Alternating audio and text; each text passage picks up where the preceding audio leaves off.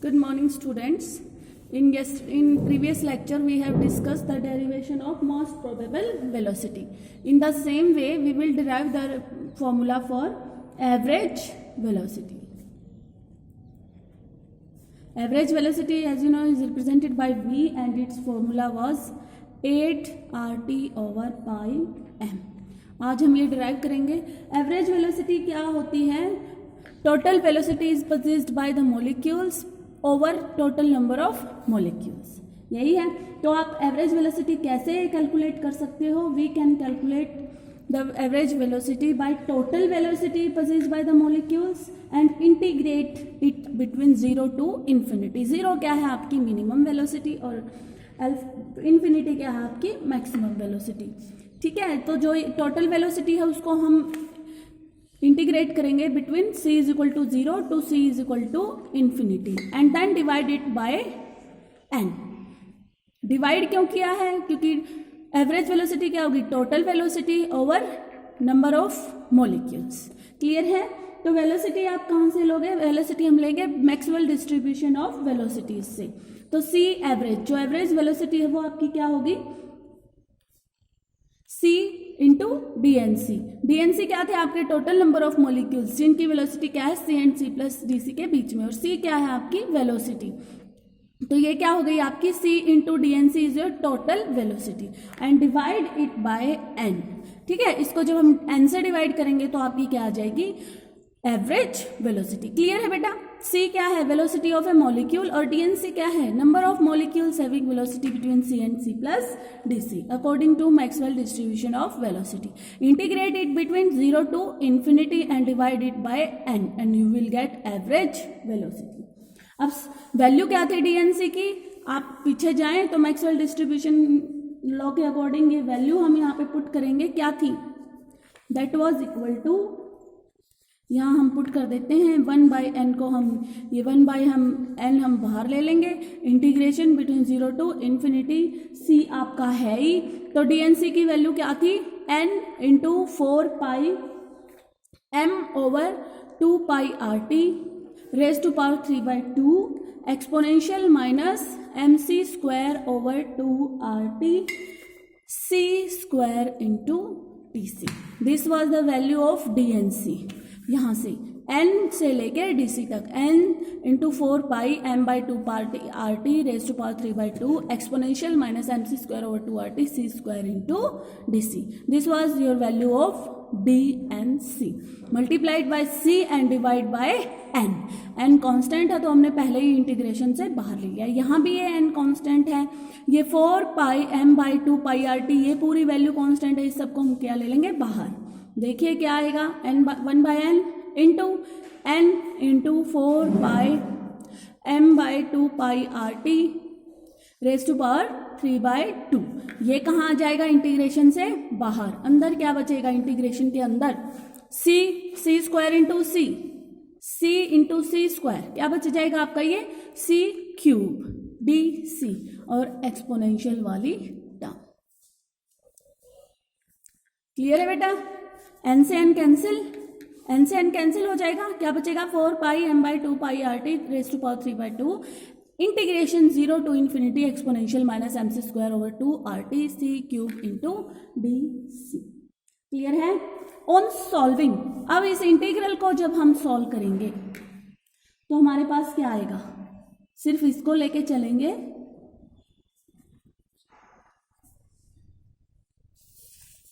सिर्फ इसको जब आप लोगे, let's assume m over 2 RT is equal to a.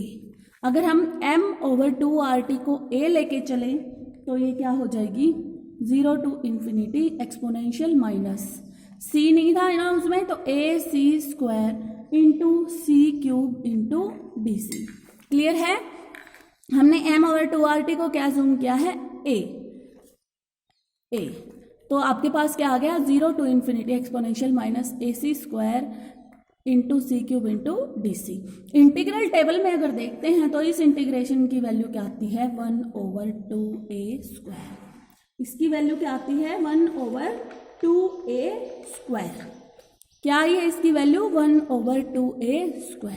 ये वैल्यू आप इस इक्वेशन में पुट कर सकते हैं, क्योंकि हमने सिर्फ ये सोल्व किया है, ये सोल्व नहीं, ये यूं का यूं है आपका, इसका रिजल्ट आया है 1/2a²। क्लियर है। तो आपकी जो एवरेज वेलोसिटी है वो क्या हो जाएगी, ये वैल्यू हम यहाँ पुट करेंगे तो 4πm/2πrt रेज़ टू पावर 3/2। ए क्या है आपका m/2rt। क्लियर है। m क्या है 1/2 ए क्या है m/2rt। तो यहाँ से ये वैल्यू क्या आएगी आपकी into 1/2a² am² into 2rt यानी 4r²। क्लियर है। ये वैल्यू आपके पास आई है, या आप इसको डायरेक्ट ये भी लिख सकते हो, इकट्ठा भी लिख सकते हो, RT/m²। इसको ऐसे भी लिख सकते हो ना, m/2πrt raise to power 3/2 into 1/2 into 2RT/m raise to power 2। इसको आप यूं का यूं भी रख सकते हो, 2RT/m raise to power 2। Clear है बेटा यहाँ तक। a² की वैल्यू क्या है m/2rt का स्क्वायर। इसको जब इन्वर्स कर दोगे क्या आएगा 2RT/m²। क्लियर है। ये टर्म और ये टर्म क्या है लगभग सेम, इसमें सिर्फ पाई एक्स्ट्रा है, पाई को आप बाहर लिख सकते हो, पाई को आप ब्रैकेट से बाहर लिख सकते हो ना, ब्रैकेट सॉल्व कर सकते हो। कैसे, C average will be equal to 4π 1/π raise to power 3/2। Pi को हमने ब्रैकेट से बाहर ले लिया है, अंदर क्या बच गया m/2rt raise to power 3/2 into 1/2 2RT/m²। Clear है। यहाँ आप देख सकते हो ये टर्म और ये टर्म एक दूसरे के क्या है अपोजिट, ये टर्म और ये टर्म एक दूसरे के क्या है अपोजिट। तो इसमें से ये पावर माइनस हो जाएगी, तो ये क्या बचेगा आपके पास हाफ। देखो ध्यान से, m/2rt raise to power 3/2 into 2RT/m raise to power 2। ये डिवाइड में है इसका मतलब, ठीक है, डिवाइड में है तो पावर्स क्या हो जाएंगी माइनस, मल्टीप्लाई में होता है तो पावर्स क्या होती हैं ऐड, और ये डिवाइड में है तो पावर्स क्या हो जाएंगी माइनस। यहाँ पाई रेज़ टू पावर 3/2 है, यहाँ पाई क्या है 1, पाई 1/पाई 3/2। 3/2 का मतलब क्या होता है 1.5, तो नीचे आपका क्या बच जाएगा pi raise to power half. Clear है। और ये 2 से 2 तो क्या बच गया ये आपके पास 2 into m 2RT/m raise to power half. 2 minus 3/2 क्या आ गया आपके पास 1/2। क्लियर है। देखो फिर से देखो, 2 इंटू 4 क्या बच गया 2, ऊपर पाई है नीचे पाई रेज़ टू पावर 3/2 है, डिवाइड में है तो 3/2 माइनस 1 क्या बच गया पाई रेज़ टू पावर हाफ नीचे।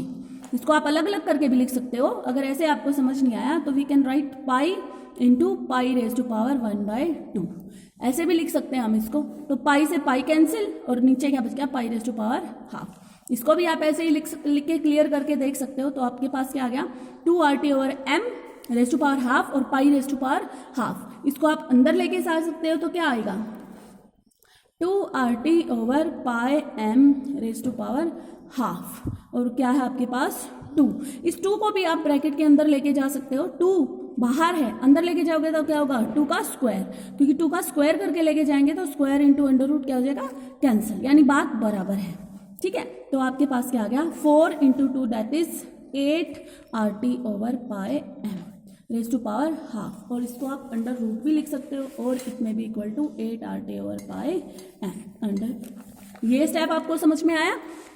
2 यहाँ पे क्या है सिंपल है, इसको अंदर लेके जाएंगे, इसका स्क्वायर करेंगे, 2 का square into 2RT/πm raise to power half.